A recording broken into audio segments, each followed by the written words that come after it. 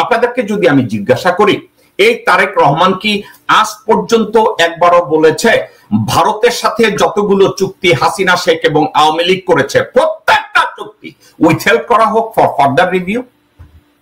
দর্শক কিন্তু একবারও বলে নাই। মির্জা ফখরুল ইসলাম আলমগীর এটা নিয়ে কি একবারও বলেছে? একবারও বলে নাই। মির্জা ফখরুল বলে নাই, এ বলে নাই, রুহুল কবির রিজভী বলে নাই, সালাউদ্দিন বলে নাই, আমানুল্লাহ আমান বলে নাই, মোহাম্মদ সালাম বলে নাই, আমির খসরু মাহমুদ চৌধুরী বলে নাই, মির্জা আব্বাস গোরখোদক, মির্জা আব্বাস গোরখোদক আব্বাস সেও বলে নাই, আব্দুল আওয়াল মিন্টু, তাবিত আউয়াল, ইশরাক, সাদেক হোসেন খোকা কেউ বলে নাই।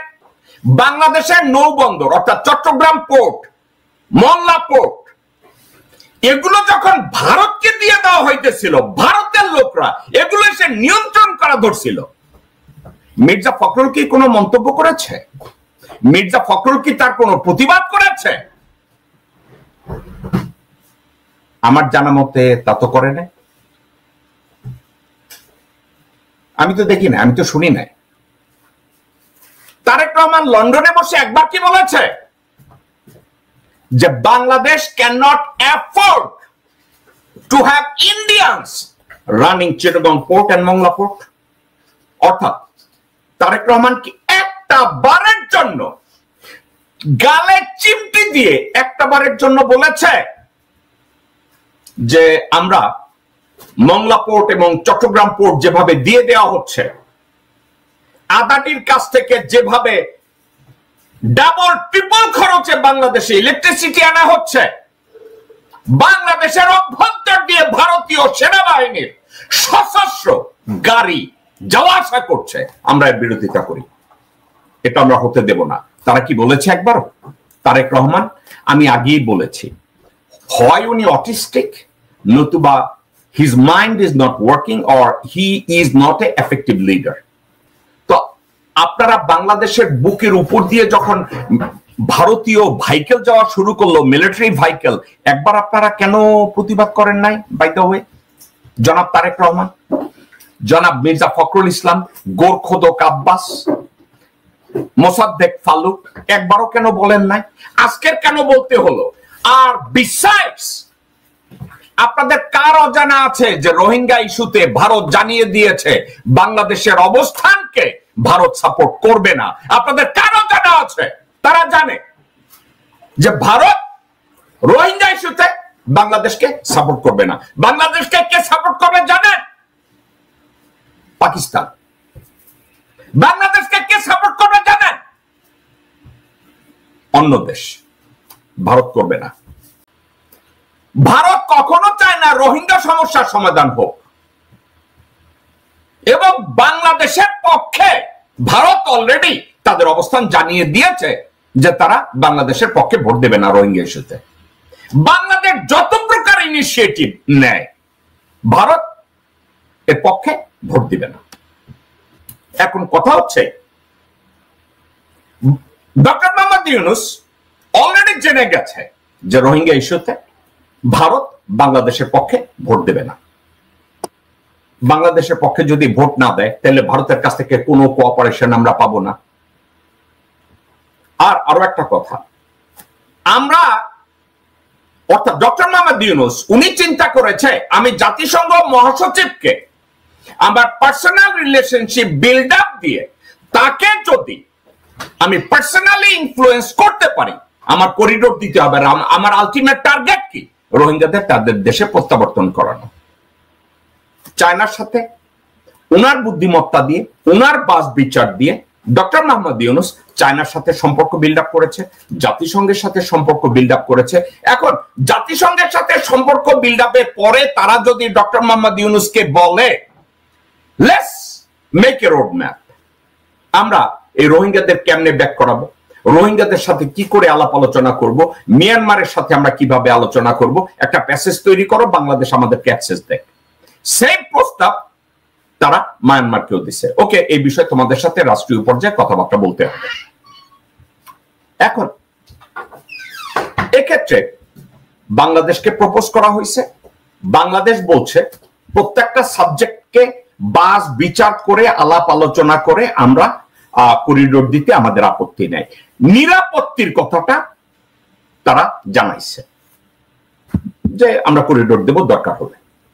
এখন আপনাদেরকে আমি একটা কথা বলি, বিএনপি জামাত বিভিন্ন লোকজন তারা মন্তব্য করেছে করিডোর দেওয়া যাবে না, করিডোরের জন্য নির্বাচিত সরকার লাগবে, করিডোরের জন্য অমুক লাগবে, করিডোরের দিতে গেলে এইটা লাগবে ওইটা লাগবে।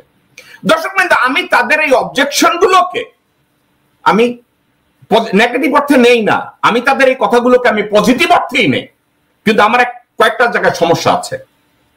সমস্যাগুলো কি?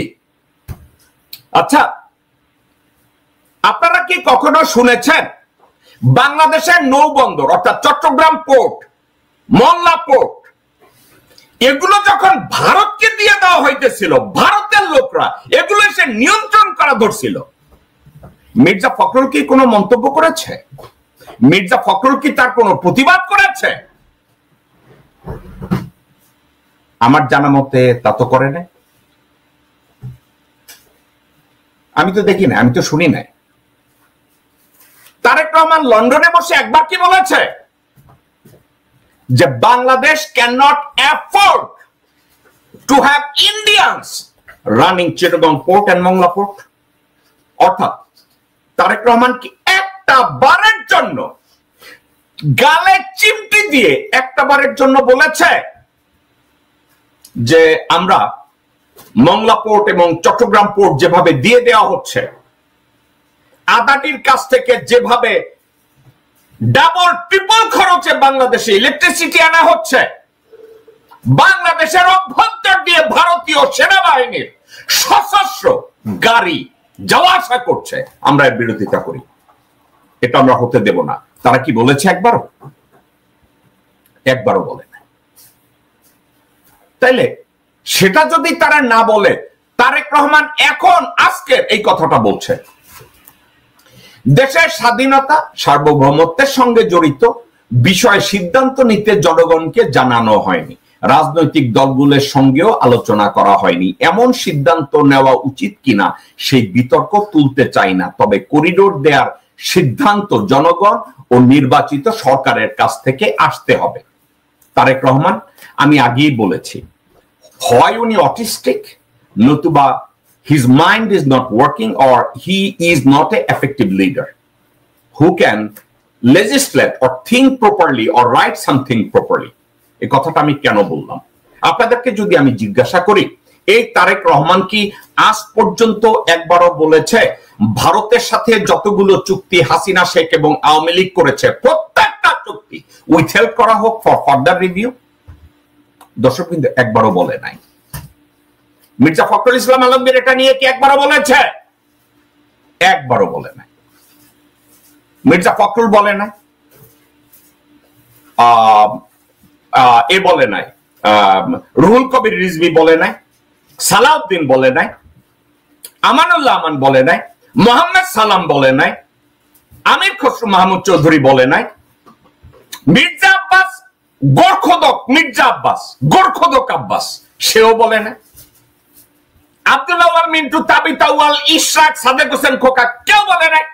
ডক্টর মোহাম্মদ ইউনূস রোহিঙ্গা ইস্যুতে সঠিকভাবে সমাধান করার লক্ষ্যে একটা জায়গা খুঁজে বের করলেন, আলাপ আলোচনার রাস্তা খুঁজে বের করলেন, তখন তারা হঠাৎ করে বলল নির্বাচিত সরকার দরকার, আলাপ আলোচনা দরকার।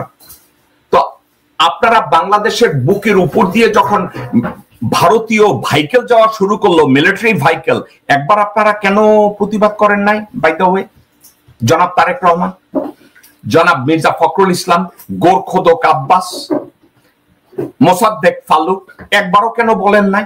আজকের কেন বলতে হলো? আর বিসাইডস, আপনাদের কার অজানা আছে যে রোহিঙ্গা ইস্যুতে ভারত জানিয়ে দিয়েছে বাংলাদেশের অবস্থানকে ভারত সাপোর্ট করবে না? আপনাদের কার অজানা আছে? তারা জানে যে ভারত রোহিঙ্গা ইস্যুতে বাংলাদেশকে সাপোর্ট করবে না। বাংলাদেশকে কে সাপোর্ট করবে জানেন? পাকিস্তান।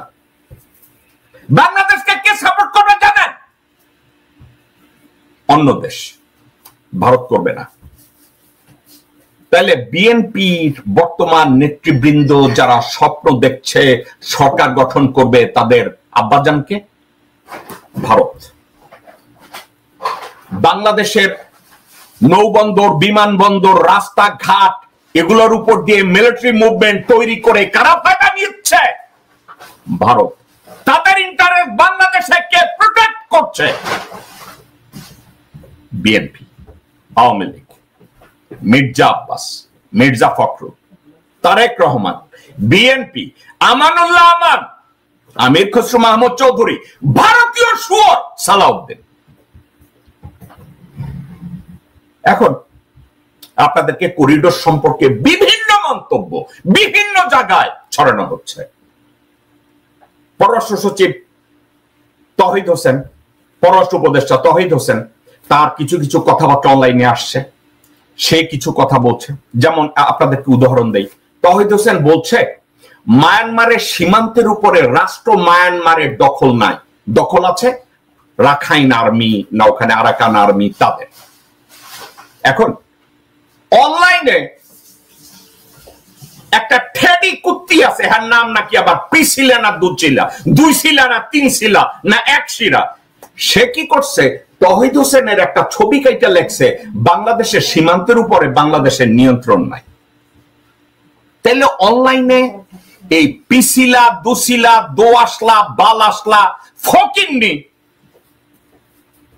যারা অনলাইন অ্যাক্টিভিস্ট কইয়া বুকের কাপড় খইলা দিয়া কথা কইতে আসে, লেখাপড়া জানে জানে না, আপনাদেরকে ভুল বুঝায়।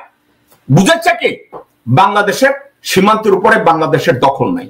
আপনি যদি ওই পিছিলা, দু আসলা, এক আসলা, এক শিরা এই মাগিরে যদি আপনি জিজ্ঞাসা করেন, হাই মাগি তোর পিছিলা না দোচিলা হারামজাদি তুই কি ছবি কি দিছিস, এর কোন উত্তর থাকবে। অর্থাৎ কি জানেন, টোটাল সাবজেক্টটা তারা জানে না, এবং এই সাবজেক্টটাকে কন্টেইন করার জন্য যতটুকু স্টাডি দরকার তাদের নাই।